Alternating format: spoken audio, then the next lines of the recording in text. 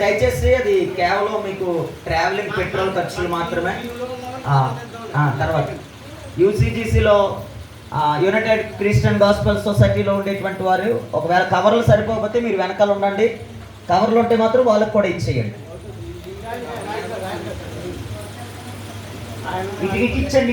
ఇటిచ్చండి sir Srinivas గారు ఇక్కడ ఇటిచ్చండి. Okay ఇక్కడ ఇచ్చేయండి. జగన్ నిలబడు ఒకసారి.